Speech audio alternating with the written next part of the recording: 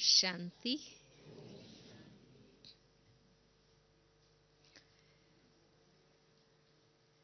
मधुबन के विभिन्न प्रोग्रामों में आपस में हम मिलते हैं, इसलिए परिचित तो है ही, पर शायद स्पार्कलर ग्रुप के हिसाब से फिर से परिचय दिया गया।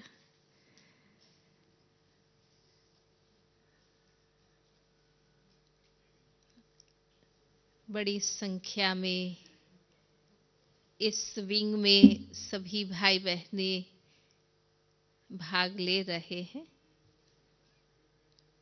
शायद ही कोई विंग होगी जिसमें इतनी बड़ी संख्या में हाजिर रहते हों, क्योंकि ये विंग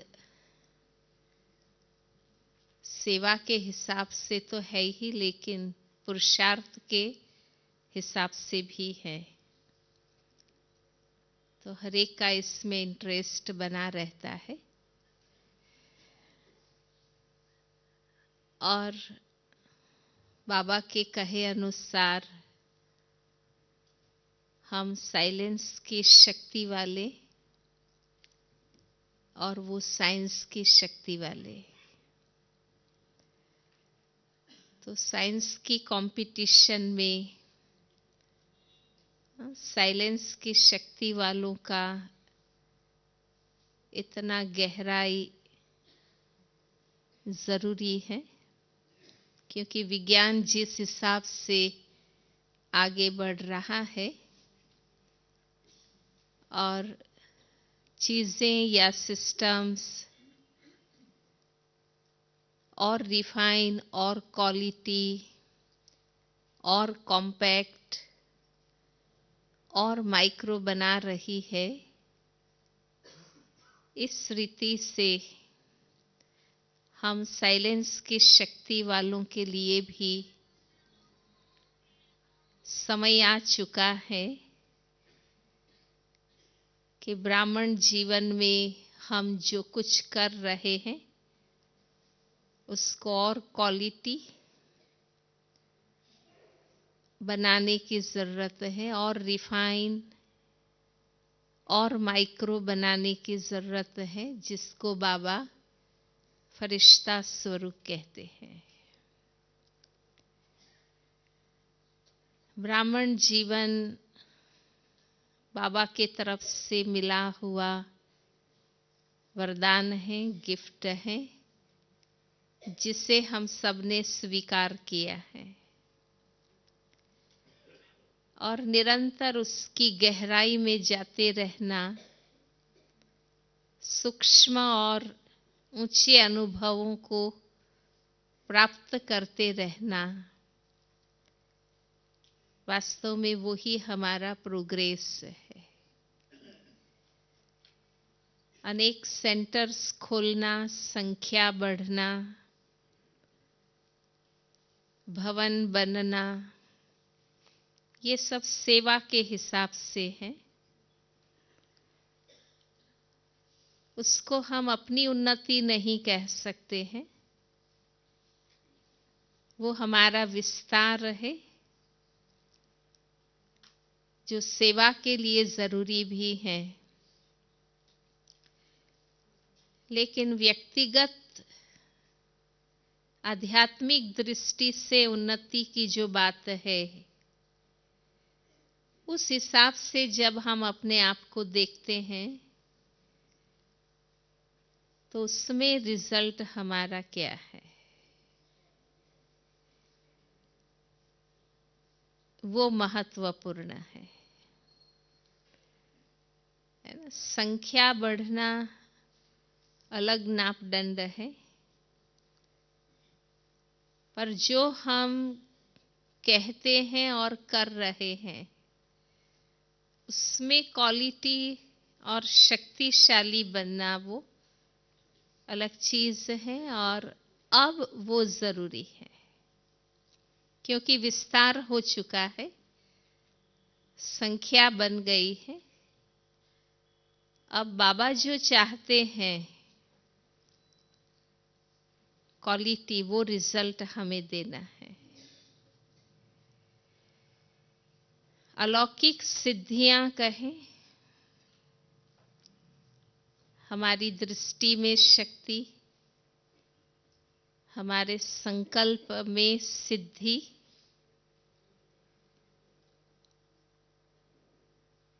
ये हमें हासिल होनी चाहिए। और जो स्थिति हमने बनाई है वो एक रस हो। बाबा ने भी जो हमें कहा 25 दिसंबर की मुरली में कि फाइनल रिजल्ट अचानक होनी है, उस हिसाब से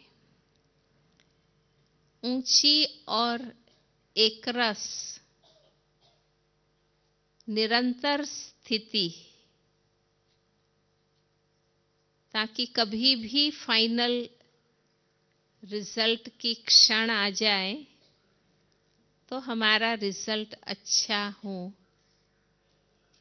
इस पर हमें अब सोचने की और अंडरलाइन करने की आवश्यकता है। क्योंकि ऊंचाई में बहुत कम समय हम टिकते हैं, बहुत जल्दी साधारण बन जाते हैं।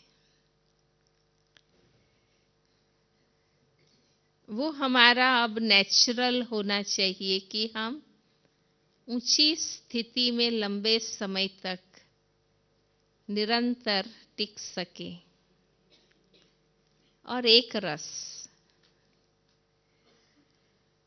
इसका फाउंडेशन ब्राह्मण जीवन ही है।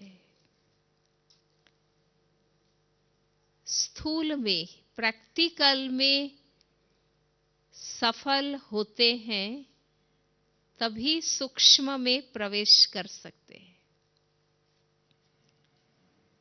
साकार वतन का ब्राह्मण जीवन सफल नहीं तो सूक्ष्म वतनवासी फरिश्ता स्थिति में हम जा नहीं सकते। क्योंकि फरिश्ता केवल स्थिति नहीं है, जीवन पद्धति है। ब्राह्मण लाइफस्टाइल से फरिश्ता लाइफस्टाइल में जाने की बात है। कर्म योगी फरिश्ता से कर्मातीत फरिश्ता बनना।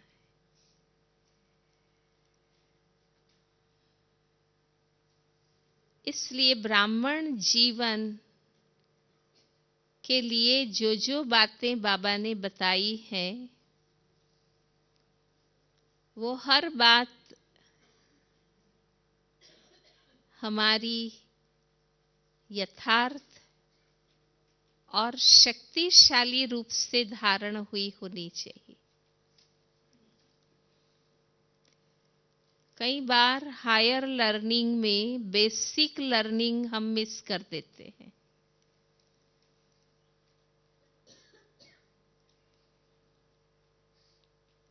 जो मूल फाउंडेशन की बातें प्राइमरी है, पर वो फाउंडेशन है।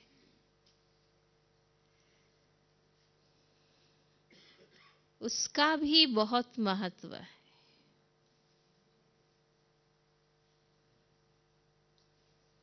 सबसे पहला है परख, सत्य को पहचानना।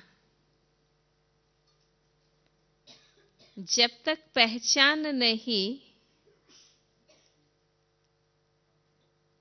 निश्चयात्मक बुद्धि नहीं बन पाते और हमारे पुरुषार्थ में शक्ति नहीं भरती।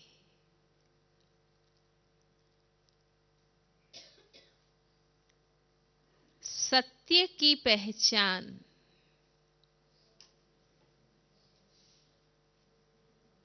स्वयं परमात्मा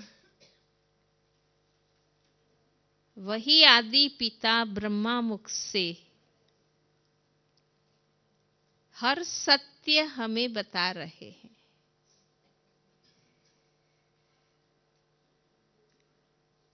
बाबा ने हर सत्य बहुत सरल शब्दों में बताया है,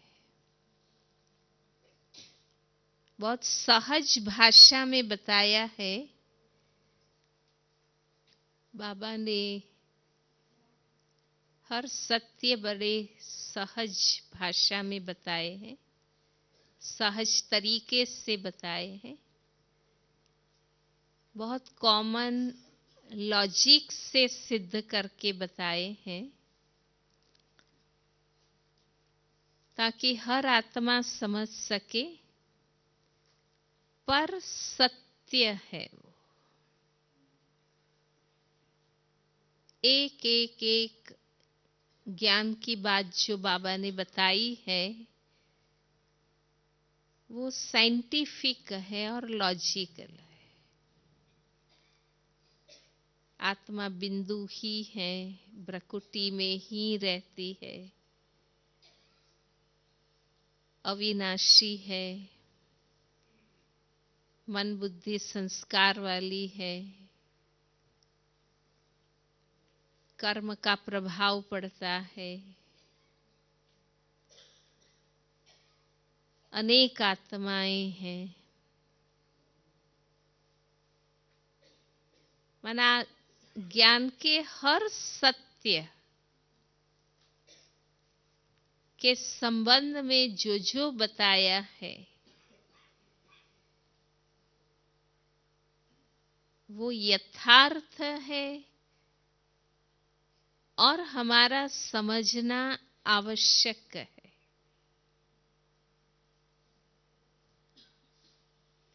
और ज्ञान को यथार्थ समझने से और स्वीकार करने से ही आत्मा में आधी शक्ति तो इससे ही आ जाती है।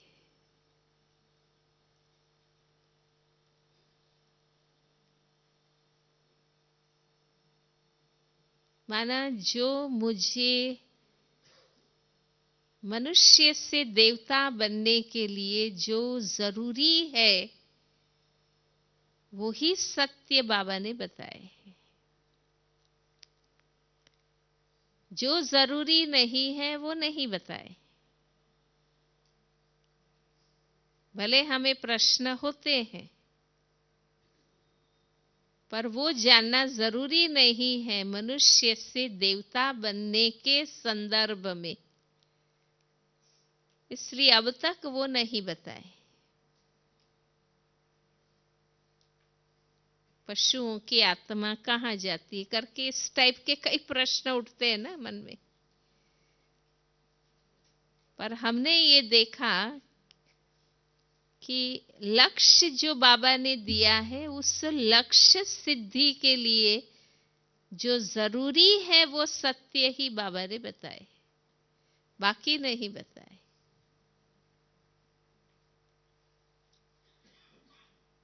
ताकि अनावश्यक विस्तार में हम न जाएं। जैसे बाबा कहते हैं ना कि विज्ञान प्रकृति की अति में जा रहा है, जिन खोजों का कोई मतलब नहीं। प्रकृति जगत की वही खोजों की आवश्यकता है जो मानव जीवन को सुखी बनाने वाली है। इस प्रकार बाबा ने भी चैतन्य शक्ति के संबंध में जो भी सत्य हमें बताए हैं, जो आवश्यक है वो ही बताए।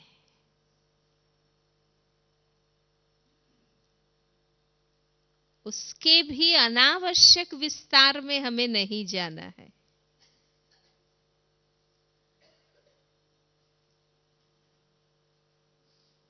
ताकि मूल लक्ष्य मिस ना हो जाए। है ना, कई बार हम विस्तार विस्तार विस्तार में जाते जाते मूल केंद्र बिंदु से खो जाते। वो नहीं होना चाहिए। और बाबा ने वो बना के रखा है।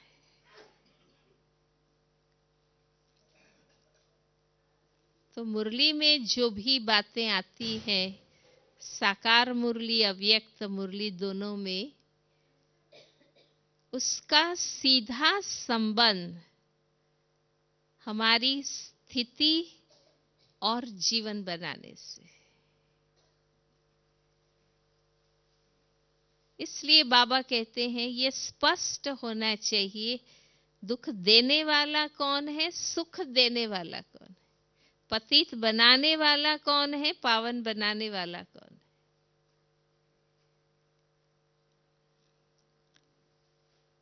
तो रिजल्ट आता है कि जो असत्य है वहां से मन हटता है और जो सत्य है वहां मन फोकस होता है।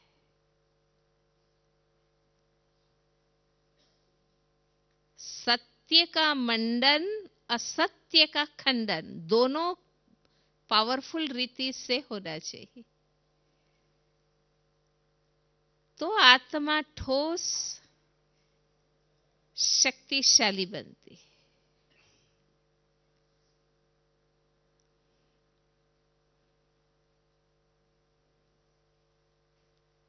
तो वो सत्य हमें पहचान में आवे, समझ में आवे और हमारी बुद्धि उसे स्वीकार करे।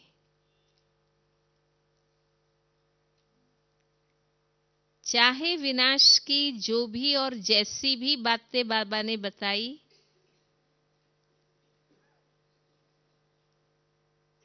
डेट्स भी बताई, नहीं भी हुआ, जो भी बताया जिस रीति से, बहुत एक्यूरेट बाबा ने बताया।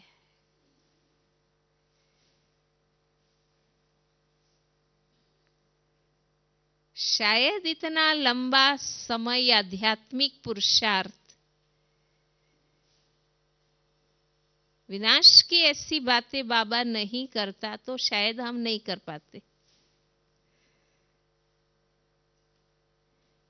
भाई 76 में होगा, 2000 में होगा, इस प्रकार पीरियड को लंबा करते हुए हमारा एक लंबे समय का पुरुषार्थ बाबा ने हमसे करा लिया। और अब जब इस लंबे समय के पुरुषार्थ के बाद बाबा की कही हुई वो बातों पर विचार करते हैं और थोड़ा ऑब्जर्व करते हैं, तो महसूस भी होता है कि जो कहा उस समय विनाश हुआ भी, पर नैतिकता के लेवल से हुआ। और आज हम वो सिचुएशन देख रहे हैं कि प्रैक्टिकली भी कैसे संसार सारा गिर गया है। बाबा ने कहा तब नहीं हुआ, ऐसा नहीं है। विनाश की भी एक लंबी प्रक्रिया और उनके स्टेप्स है, तो वो स्टेप अनुसार होता गया है ना। व्यक्ति मानसिक रूप से गिरता, मॉरली गिरता, फिर व्यवहार में गिरता, वो धीरे धीरे हुआ है।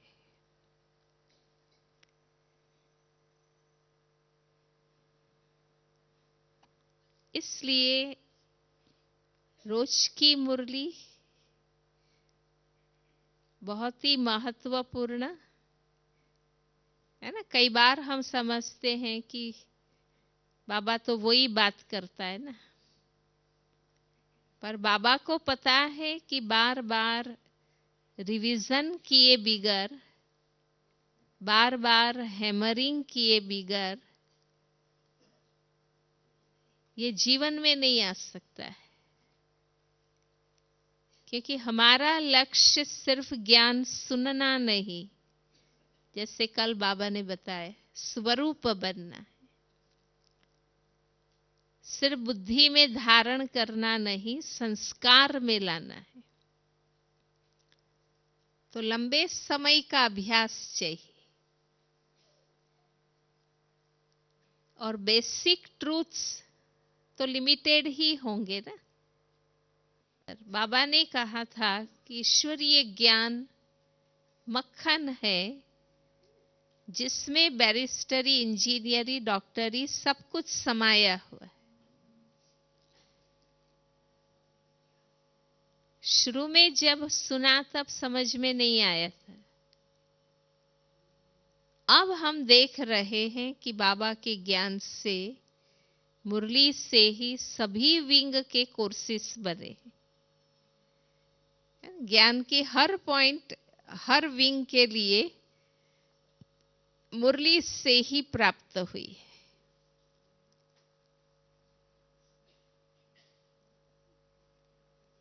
इसलिए मूल ज्ञान में रुचि बहुत जरूरी है।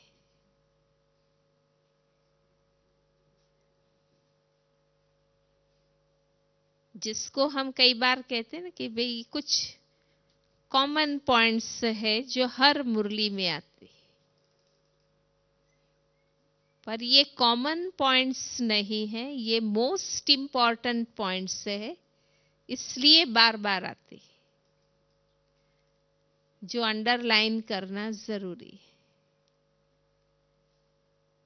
कल भी बाबा ने जो बताया, तन के बंधन, मन के बंधन,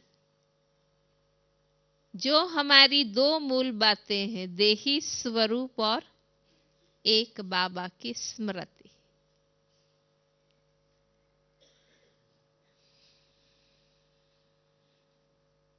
बाबा ने एक बार कहा था, विदेशी भाई बहने जब शुरू शुरू में आए तो बाबा ने बताया था कि अब और कुछ नया ढूंढना नहीं है, अब और कुछ खोजने की आवश्यकता नहीं है। जो सत्य है वो ऑलरेडी बाबा ने बता दिए हैं।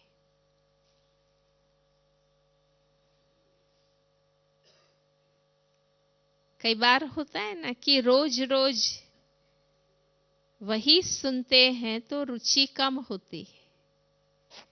हमारी बुद्धि सोचती और कुछ, परंतु और कुछ खोजने की बात ही नहीं है। यही मूल है, यही सत्य है। उसी की गहराई, विस्तार या अभ्यास में जाना है।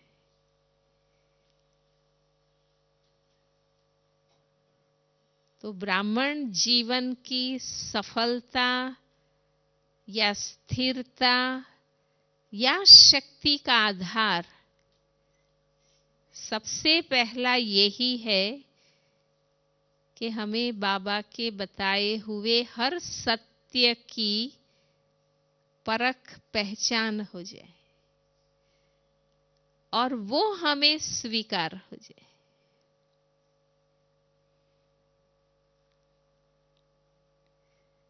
दूसरा, 2-4 दिन पहले की मुरली में ही बाबा ने कहा, कई बच्चे अपना चार्ट बाबा को लिखते हैं कि बाबा मैं आपकी याद में ही मस्त रहता हूं। बाबा नहीं मानेंगे, बाबा उसकी एक्ट को देखेंगे, उसकी चलन कर्म को बाबा देखेंगे। योग का रिजल्ट, योग का प्रभाव कर्म तक आवे तो यथार्थ योगी स्वरूप बने।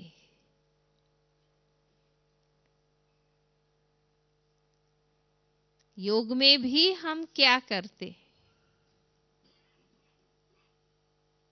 बाबा के बताए हुए मूल सत्य खुद ही खुद को साइलेंस में बैठकर याद कराते हैं, रियलाइज कराते हैं। क्योंकि वो अभ्यास जरूरी है, तभी वो हमारे में पक्का होता है।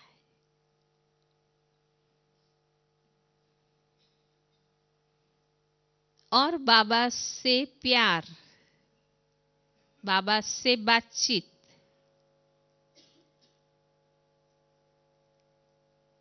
ताकि जो परम है और सत्य है, बाकी सब कुछ परिवर्तनशील है या नंबरवार है। हम आत्माएं नंबरवार है, हमारी स्थिति भी परिवर्तनशील है। हम योग बाबा से लगाते हैं, बाबा को देखते हैं, क्योंकि परम है, सत्य है, अपरिवर्तनशील है। उससे प्यार, उसका आधार, तो अवस्था एक रस बनेगी। और आत्मा का लक्ष्य अंदर अंदर पक्का होगा कि मुझे ऐसा बनना है। बाकी आत्माओं की ऊपर नीचे आई फिर हमें असर करती है ना, इसलिए योग बाबा से डायरेक्ट हम लगाते। अभ्यास, मुझे बाबा से बहुत प्यार है, पर मुझे शांति से बैठकर उनसे बात करने की फुर्सत नहीं है, तो उसको प्यार नहीं कहेंगे।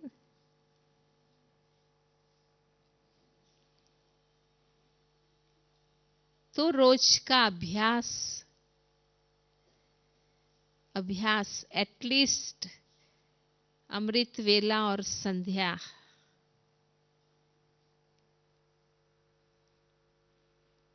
मेरे पास योग का बहुत गहरा ज्ञान है, पर प्रैक्टिकल योग में करती ही नहीं हूं, तो मुझे योगी कौन कहेगा।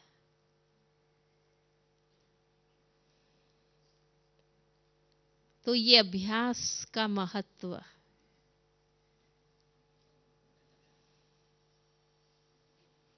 अक्सर ब्राह्मण जीवन में ये देखा गया है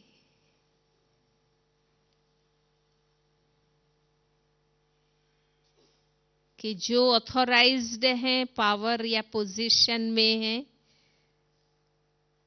उनके पास अभ्यास करने की फुर्सत नहीं है, और जो अभ्यास करते हैं उनके पास कोई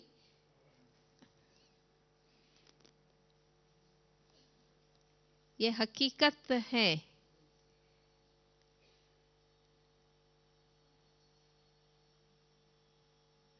मतलब अभ्यास का महत्व जीवन के हर स्टेज में।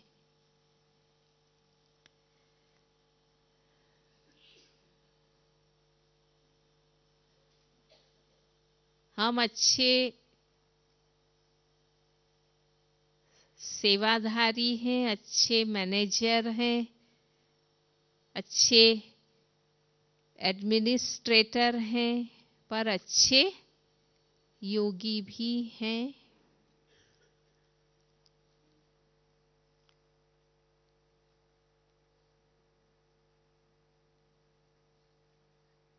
हमारी उन्नति प्रगति का रिजल्ट क्या आना चाहिए?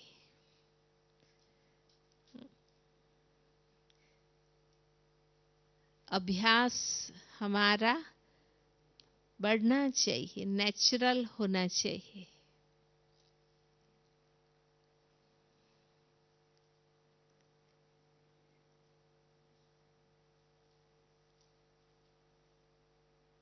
कई बार हमें इसका महत्व नहीं लगता है। कोई आवश्यक सेवा के लिए हम मिस करते हैं, वो अलग बात है, पर अंदर से अभ्यास की वैल्यू कम हो जाए, वो नहीं होना चाहिए।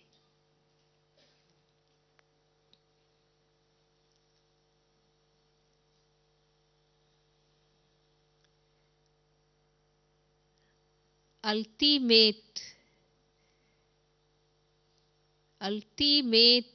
मंजिल तो वही है ना कि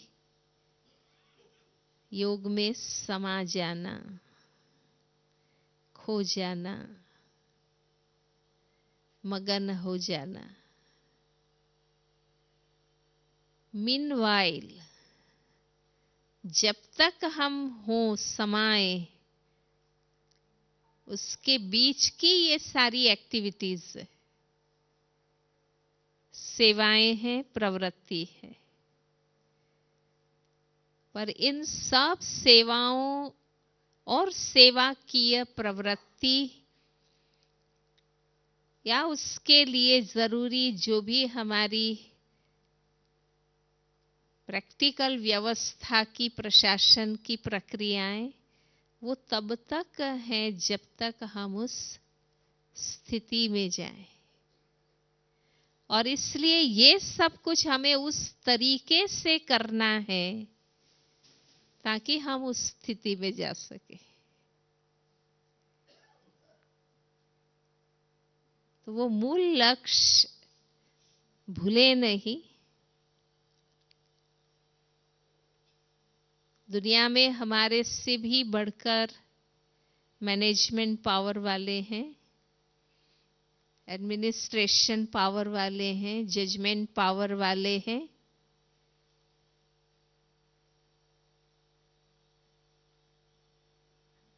पर इन सभी पावर्स का यथार्थ उपयोग तब होता है जब आत्मा शुद्ध सत्य बनती है। वरना पावर्स तो उन लोगों के पास भी बहुत है। आत्मा बल से वो भी बहुत विस्तार करते हैं, बहुत बड़े प्रोजेक्ट्स करते हैं।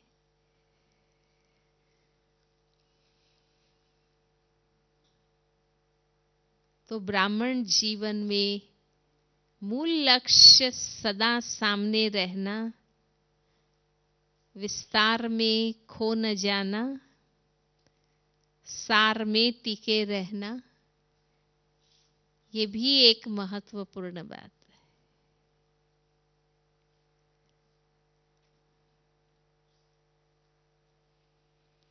और जो नियम मर्यादाएं बाबा ने बताई हैं, वो अंत तक जरूरी है। जगदीश भाई जी ने एक किताब में लिखा है कि जब तक हमारी स्थिति निर्दोष न बने, निर्दोष माना कोई भी डिफेक्ट न रहे, कमी न रहे, जब तक हमारी अवस्था निर्दोष न बने,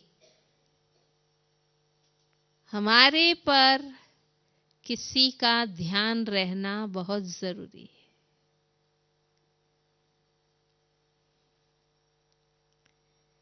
थोड़ा भी हम योग्य बनते हैं, एबल बनते हैं, तो हम स्वतंत्र होना चाहते हैं। हम संगठन के बंधन में या ईश्वरीय परिवार के बंधन में नहीं रहना चाहते। परंतु नहीं, हमारा अंत तक संगठन में रहना, पारिवारिक संबंधों में रहना, जो बाबा ने परिवार बनाया है, बाबा और हम बच्चे, वो बहुत जरूरी है।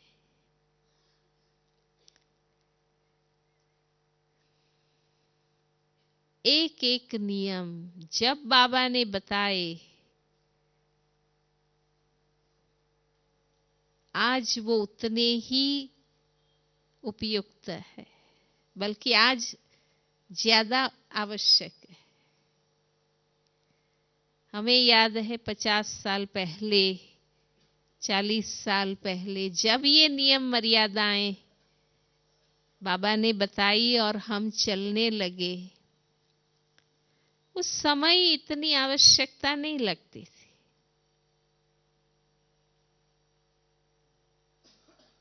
उस समय अभी भी लोग क्वालिटी थे।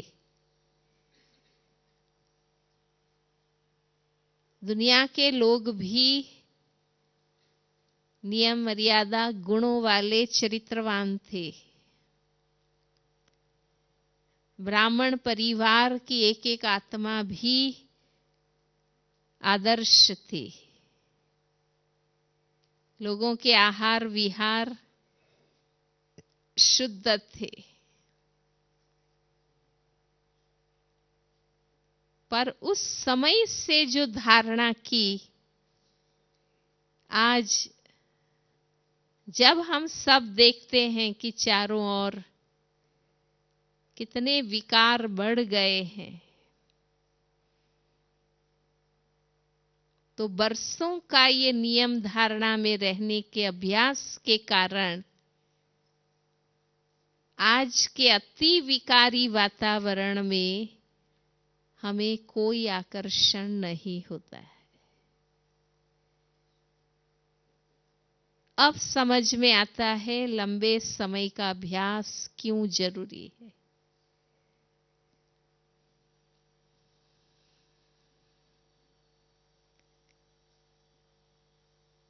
माया नए नए रूप और नए नए माध्यम से सामने आती, पर वो लंबे समय से धारणा में रहने का अभ्यास हमारे में ऐसी शक्ति भर देती है कि हमें उस दिशा में आकर्षण ही नहीं होता है।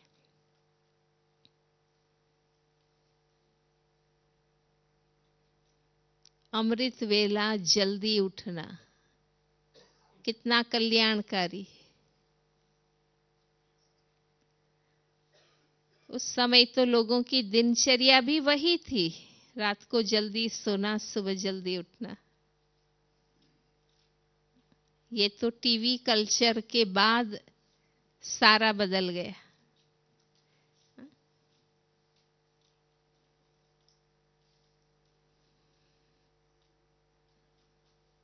पर आज महसूस करते हैं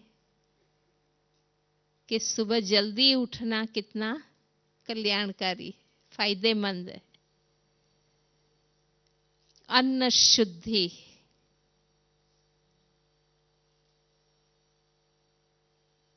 आज कहते हैं कि हम अन्न नहीं खा रहे हैं, जहर खा रहे हैं, केमिकल्स खा रहे हैं। उस समय तो अन्न भी शुद्ध था, इतना कोई केमिकल्स वाला नहीं था।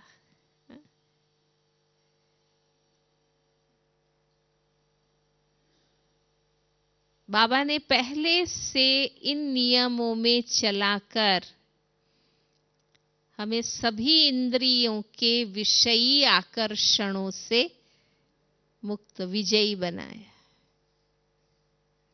आज कितनी वैरायटी है, पहले तो कुछ वैरायटी होती ही नहीं थी। साबुन में वही दो चार थे, लाइफ बॉय और लक्ष्य।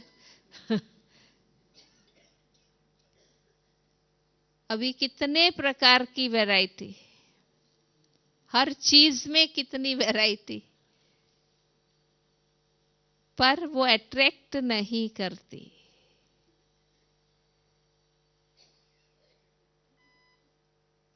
जब कुछ इतनी वैरायटी नहीं थी, तभी से बाबा ने संयम करवाए।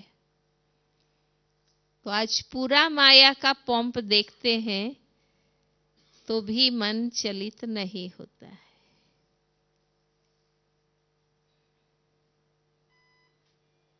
फिल्में नहीं देखना,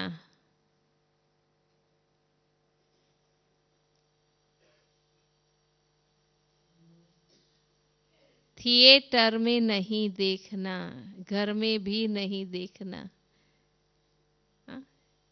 उस समय तो सिर्फ थिएटर में जाते देखते थे, तो नेचुरली वो तो कभी कभी जाते थे। वो भी बाबा ने नियम बनवा दिया। अब विस्तार हुआ कि गंदगी जो एक जगह मिलती थी वो घर घर में मिलती है, और अब तो जहां जाओ वहां साथ ही रहती है। पर हमारा ध्यान नहीं जाता है ना, क्योंकि जब थोड़ी थी तभी से बाबा ने कंट्रोल करा दिया। नियम में जो चले, ब्रह्मचर्य,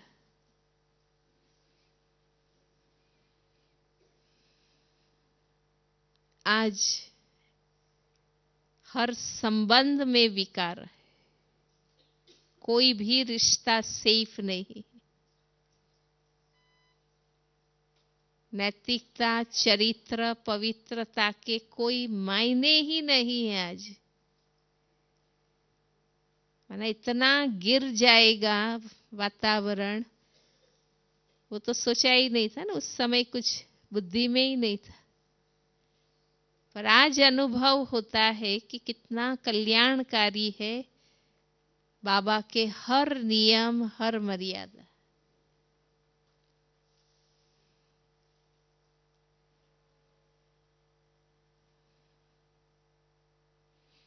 इसलिए जो बाबा ने कहा है वो बहुत आवश्यक है आचरण में लाना। न्यारा और प्यारा, ये दो शब्द, न्यारा और प्यारा।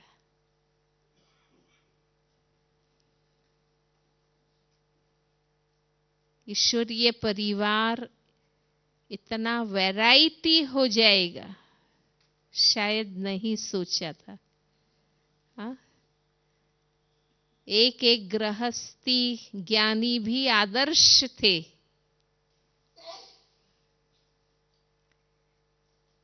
अब विस्तार है, वैरायटी है, नंबरवार पुरुषार्थी है, पर हम बहक नहीं जाते हैं, गुमराह नहीं हो जाते हैं, भ्रमित नहीं हो जाते हैं, मिसगाइड नहीं हो जाते हैं, क्योंकि फाउंडेशन पक्का।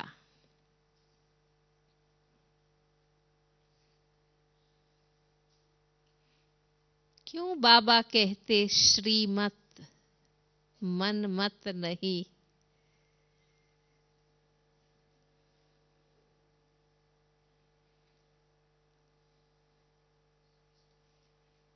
श्रीमत पर है तो बाबा जिम्मेवार है, वो ऑटोमेटिक है, क्योंकि श्रीमत हर बात का सत्य है। उस सत्य पर चलना, आत्मा में शक्ति भरना।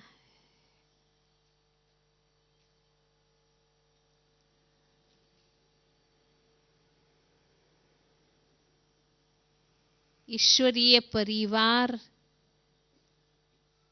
आपस में अलौकिक है, लौकिक नहीं है। हम अलौकिक हैं। पुरुषार्थ और सेवा के लिए अलौकिक परिवार में लौकिकता नहीं आनी चाहिए।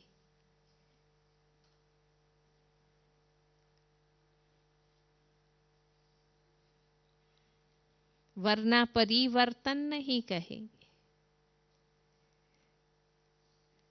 पहले लौकिक में मित्र संबंधी सब बातें थी, वो छोड़कर हम यहाँ आए, और यहाँ अगर हमने संबंध बना लिए तो परिवर्तन क्या किया? हमने पात्र बदले, वृत्ति नहीं बदली। लौकिक के बजाय अलौकिक, प्रवृत्ति हमारी वो ही रही।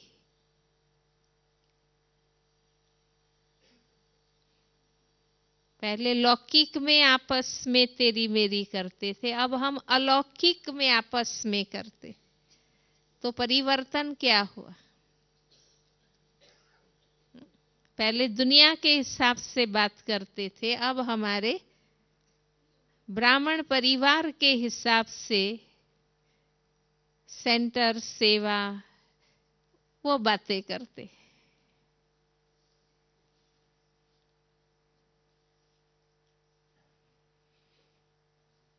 व्यक्तिगत मेरी अलौकिकता मेरी सेफ्टी है।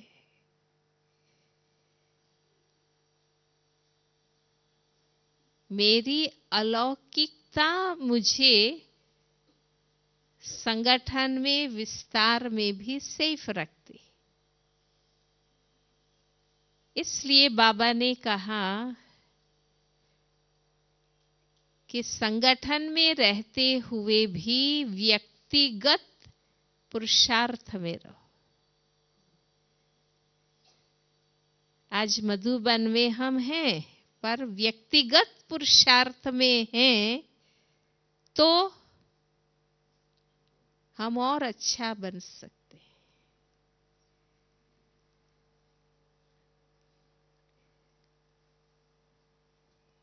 इसलिए ब्राह्मण जीवन की कोई भी बात को, फिर वो नियम है, मर्यादा है, दिनचर्या है, पढ़ाई है या यज्ञ व्यवस्था है, उसकी कोई भी बात को हम हल्की या साधारण न समझें। अगर उसमें हम अच्छी तरह सेट होके चलते हैं तो स्थिति अपने आप बनती है और हम बहुत सहज अपनी आध्यात्मिक उन्नति कर सकते हैं। ओम शांति। टाइम हो चुका है।